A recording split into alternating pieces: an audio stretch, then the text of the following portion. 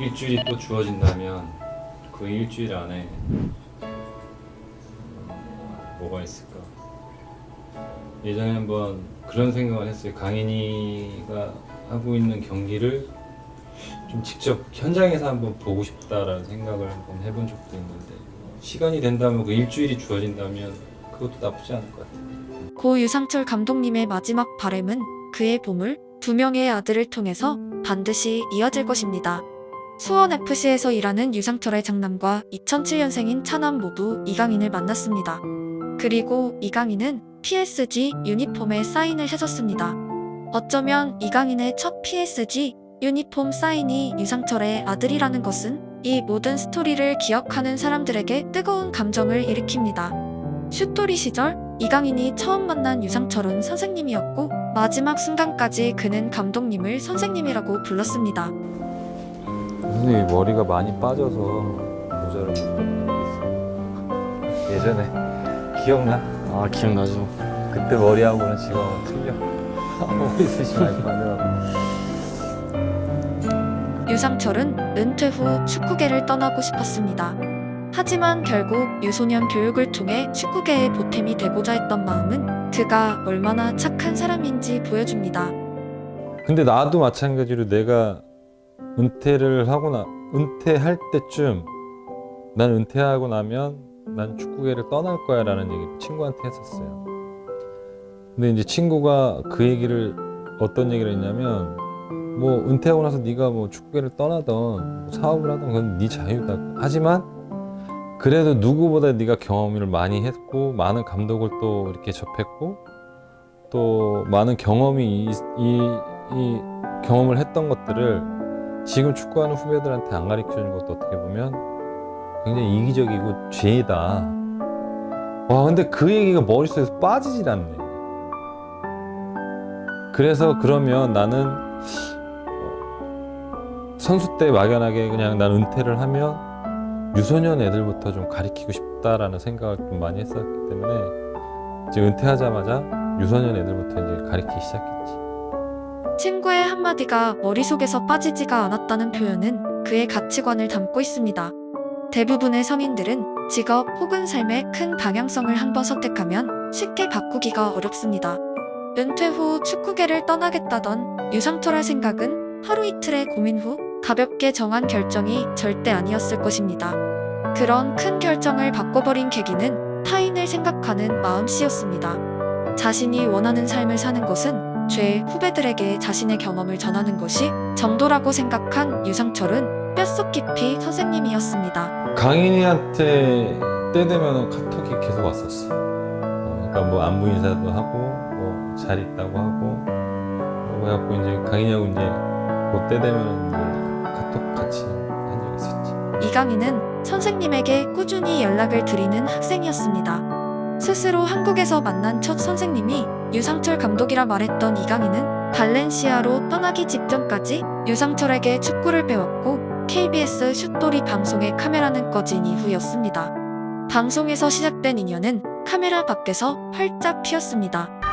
뭐 이 유소년 애들이기 때문에 좀 즐거운 축구를 이제 할 수 있는 그런 환경을 좀 만들어주고 싶거든요. 그래서 그런 각오로 하여튼 최선을 다 해보겠습니다. 감독님이요, 폴란드 대결할 때요, 장거리 신었고요, 프랑스 할 때 헤딩 골랐어요. 프랑스 할 때는 안 넣었는데. 프랑스 할 때 설기현인데. 설기현 선수를 선생님하고 또 착각하는 거야? 강인이 왔네. 야, 이거 다 타겠다. 안 되겠다. 찾는데 헤맸어. 앉아. 꼬마 이강인에게 나타난 유상철은 너무도 거대한 사람이었습니다. 2002 월드컵 4강의 주역, 한국 역대 최고의 삼선, 멀티플레이어, 현 대표팀에 유상철 같은 삼선이 있다면 이강인, 손흥민의 공격진에 얼마나 큰 여유가 주어졌을지 상상만으로도 설레는 조합입니다. 과거 축구, 현대 축구를 구분할 때가 있지만 유상철은 축구 역사 내내 팀이 꼭 필요로 하는 역할을 수행했던 선수입니다. 2018년 만난 이강인은 허벅지 부상을 안고 있었고 그를 걱정하는 유상철의 목소리는 스승이 아니라 마치 아버지 같았습니다. 그러니까 부상 이후로 경기하다가 된 거야? 경기하다가 그랬는데 이유를 잘 모르겠어요 지금. 여기 와서 검사했어? 여기 가서 검사했는데 어떻대? 여기는 그 혈관 있죠. 어. 그쪽이 출혈? 터져가지고 지금 출혈이 있어 좀? 조금 남았는데 어. 통증이 아예 없어요 저는. 지금은? 거기 있을 때는 통증이 좀 있었고? 처음 다쳤을 때 있었는데 한 그럼 얼마나 지금 운동 안 하고 쉬고 있는 거야? 재활하는 이제 한 달 됐어요. 유상철은 꼬마 이강인을 만난 이후로 여러 가지 역할을 가져왔습니다. 여기에는 월드컵을 경험한 국가대표 선배가 포함되어 있습니다. 상태 보고 계속 구단이랑 거의 저하고 에이전트 연락하고 지금 옆에 갈 수 있는 게 없으니까 잘 얘기해서 가고는 싶어요 일단. 대표팀에 가서 하는 게 좋지. 그리고 주면 되니까. 어떻게 보면 강인이 네 나이 또래에 있는 친구들, 네 동료들은 이런 기회를 못 받는 친구들도 있잖아. 근데 이게 뭐 어떤 클럽에 속해서 경기를 뛰는 것 같은 게 차이가 대표팀이고 하니까 너한테는 굉장히 또 의미가 있잖아. 근데 나는 강인이가 좀 그랬어. 1년에 그게 있어요. 1년에 선수가 내가 소화할 수 있는 경기 횟수가 있어요. 예를 들어 뭐 한 40게임, 50게임 이렇게 있는데 그거를 넘어버리면 과부하가 걸려서 부상이 와서 이제 한 시즌을 뭐 반 시즌 쉰다든지 아니면 1년을 쉰다든가 이럴 때가 있거든요. 그러니까 그거 조절을 잘 해야 되는 거예요. 뭐 구단에서도 클럽에서도 그런 거 관리 잘 해주겠지만 네 스스로도 그런 부분들을 관리를 잘 하면 굉장히 오래 또 선수 생활을 오래 할 수 있는 부분들이 분명히 있지. 유상철은 삼선에 뛰는 선수였지만 치명적인 부상이 없었던 엄청난 내구성을 자랑하는 선수였습니다. 내 몸을 잘 알아야 한다던 유상철의 말에는 한국 축구의 보물인 이강인의 몸을 걱정하는 선생님의 진심이 담겨 있었습니다. 정말 치명적으로 너무 크게 부상을 당해서 축구를 못할 정도는 없었던 것 같아요. 그러니까 왜 내가 강인이한테 그런 얘기를 했냐면 분명 강인이도 선수는 게임을 뛰는 게 가장 행복하고 좋아. 근데 이제 어렸을 때는 체력이 되고 뭐 다 하니까 소화할 수 있잖아. 근데 이제 그거를 뭐 매년 넘어갈 때마다 그 딱 소화할 수 있는 경기 수가 있는데 그걸 오버해 버리면 이제 계속 이제 누적이 되는 거지. 그래서 또 부상이 오고. 이제 그런 의미에서 이제 강인이한테 얘기를 했던 거고 조금 아픈데 내가 알아 이거 조금 아픈데 이거 이 정도면 괜찮겠지 참고 하면 되겠지라고 했는데 그게 오히려 더 큰 부상이 올 수도 있다. 그러니까 그 한두 게임을 뛰기 위해서 내가 욕심을 해서 내 몸을 망가뜨리는 것보다 오히려 좋은 컨디션을 계속 유지를 할 때 하면서 경기를 나가는 게 오히려 좋다는 거지. 나리가 일군 이강인은 이제 어느덧 선생님에게 새로운 정보를 제공하는 프로가 되어 있었습니다. 17살의 고등학교에서 축구를 했다던 유상철에게 이강인은 자신의 경험을 이야기합니다. 1군 올라온 게 저 지금 17살? 그쵸 17살? 17살 때 17살 때 올라왔지. 처음. 참, 17살 때 선생님 고등학교에서 열심히 뛰고 좀 마인드도 좀 다른 것 같아요. 애들도 근데 거의 어렸을 때부터 봤을 때는 애들이 마인드가 어떠냐면 그냥 부모님들도 그렇고 축구하는 애들이 너무 많으니까 축구 선수 되긴 힘들다. 스페인? 스페인이 그래요. 그러니까 너무 많으니까 축구 선수 되기 힘드니까 일단 자기 아들한테 다른 것도 같이 하게 해서 그렇게 해요. 그래갖고 저 어렸을 때 갔을 때 너는 왜 다른 거 안 하냐고. 선생님은 이미 이강인의 성공 너머의 먼 미래까지 생각하고 있었습니다. 바로 지도자 이강인입니다. 축구계를 떠나고 싶었을 때 친구가 자신에게 했던 조언을 이제 프로 무대에 입성한 이강인에게 전했습니다.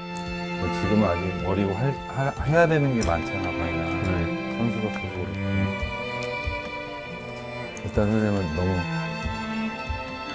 네가 한국 사람이 스페인 가서 그 진짜 잘하는 친구들하고 같이 이렇게 경쟁을 하면서 거기서 그래도 인정받고 잘하고 있는 게 너무 좋은데 나중에 경험이라든지 네가 할 수 있는 거 다 하고서 한국에 왔을 때 어렸을 때 배웠던 것들 있잖아.